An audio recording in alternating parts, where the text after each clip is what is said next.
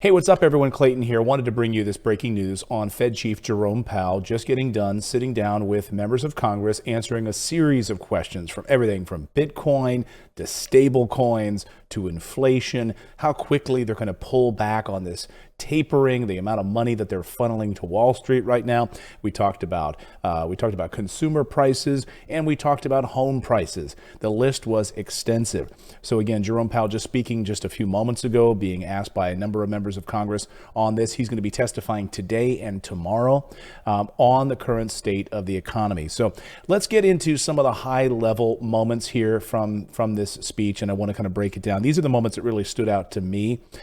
First, let's talk about the broad economy and inflation. That is, of course, the big question on everyone's mind.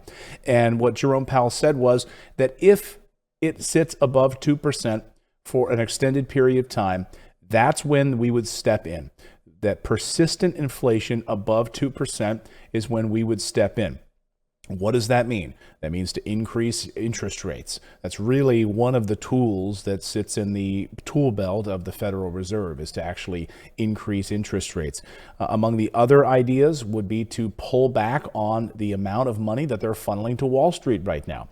So that's a big question. Are we going to continue to funnel $120 billion a month to Wall Street, essentially, buying up all of these corporate junk bonds? Are we going to continue to spend money on propping up big banks when they're showing record profits? Heck, this afternoon, Wells Fargo, another record-setting day for Wells Fargo, JP Morgan, Chase. So one big question, though, I had is on housing. Housing prices are accelerating.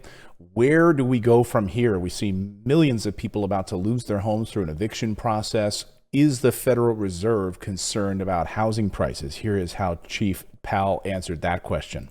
I'm sorry, Madam Chair. So housing prices are moving up across the country at a high rate. And I suppose the good news is that this is not driven by the kind of reckless, irresponsible lending that led to the housing bubble, that led to the last financial crisis. Those kinds of things are not happening, at least so far. Nonetheless, housing prices are moving up, and of course that makes it more difficult for entry-level buyers to get into the housing market. So that is a concern. I will also point out, though, that a number of things are driving up housing prices. Certainly low rates are part of that. There are also changes in preference. People have wanted to move out of cities because of COVID into surrounding areas. So single family housing demand has been quite high. In addition, prices have been driven up by material shortages and things like that, which we would hope would be alleviated. One of the questions that Maxine Waters asked Chairman Powell was around homelessness. And of course, this eviction moratorium that is going to be drying up very shortly, we're going to see a flood of evictions across the United States. What, if anything, can the Fed do on a policy basis to ensure that people aren't left homeless? Here is that question. Some cities have given up on even trying to control the camps that are popping up on sidewalks and under bridges. And so how important do you think housing is, investment in housing is to this economy? Well, the housing industry is a big one, and the problem of affordable housing is a big one too, albeit it's one outside of the largely outside of the ambit of the Fed's responsibilities, but certainly a very important issue. And I think as you point out, the rise in homelessness in the face of a very strong recovery is actually evidence of the unevenness of the recovery. So, which is something we try to keep in mind as well. But what are we going to do about it? Well, we're going to continue to prop up Wall Street, but we're not going to really try to push Congress in any way. And the Fed has the power to be able to say to Congress, look, in this testimony, yes, getting something in place to make sure that people can afford to pay their bills, to pay their rent is incredibly important. So among the other things that Fed Chief Jerome Powell talked about, he said that the U.S. Central Bank would be ready to jump in, would be ready to intervene if inflation spiraled out of control, but stressed that, expected price increases to ease later this year. So he does see, and he continued on this path of saying that this would be transitory. There's the T word, that prices would come down on milk, eggs, cars, rental prices on, everything would come down by the end of the year. He's confident in that. He also sees unemployment hitting about 3.5%. He's confident that by the end of this year, we can hit that target as well. He added that the Fed would be prepared to adjust the stance of monetary policy as appropriate if we saw signs right now that the path of inflation or longer term inflation expectations were moving materially in a different direction beyond the levels consistent with our goal. Among the other items he talked about was the consumer price index, which rose to 5.4%, which is not good. I mean, I don't need to tell you when you're paying, suddenly now $10 for the same, bag of grapes that you would pay $5 before. That's not good. Everyone notices it when these prices increase across the board, and compared with June a year ago, they're up 5.4%.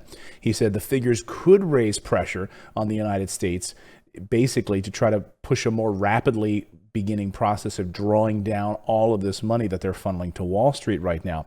He said, look, though, these inflation numbers, that the Fed would not be complacent about these inflation numbers. If we see them, we're going to jump in on it. He stuck to his view that inflation would be transitory, would be temporary. And he said, look, as far as this $120 billion, where we continue to prop up Wall Street, we continue to buy up mortgage-backed securities and junk bonds to make Wall Street happy. We'll let you know once that tapering process is set to begin. We will send clear signals to the universe that this will happen. I want to turn our attention, though, to crypto. A lot of questions today about crypto and cryptocurrency, Bitcoin prices, stable coins. Stable coins, of course, sort of a one-for-one, consider a store of value for people to put their currency in, convert it to a stable coin.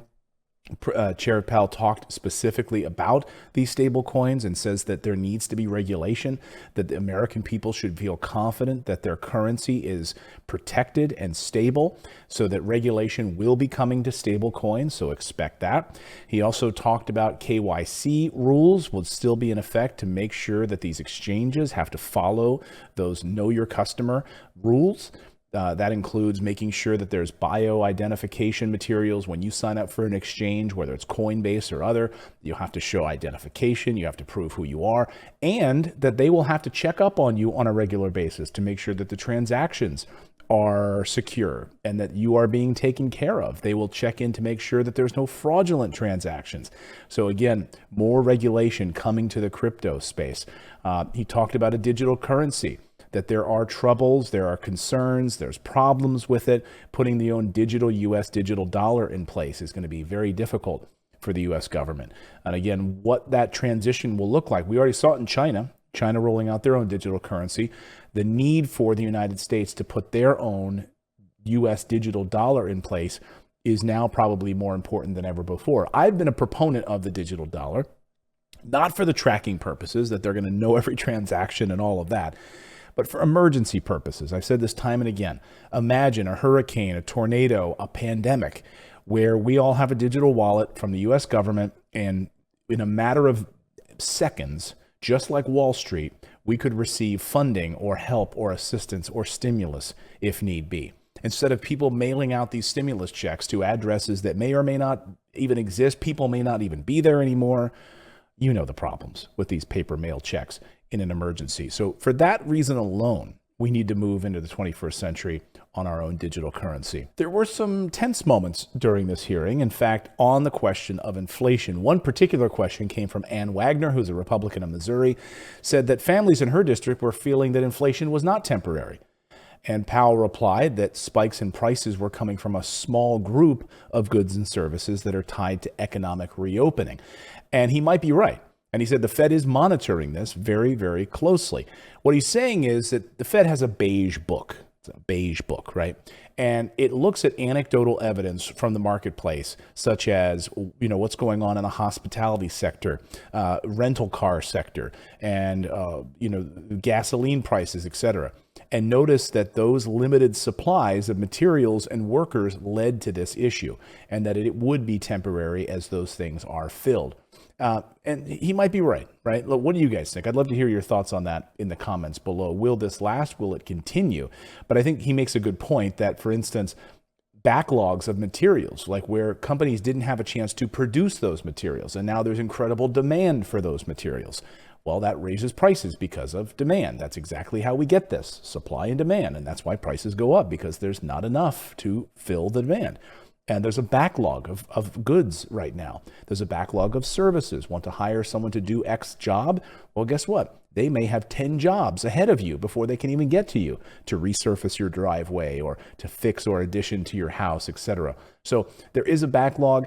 When will we get caught up? I guess that's the question. And when will some of these prices start to moderate? Again, that's kind of in a nutshell, some of my high-level takeaways from today. Let me know in the comments below. Do you think this inflation is temporary? Will we start paying less for those items very soon? Fingers crossed. Drop me a comment below. We'll see you next time, everyone.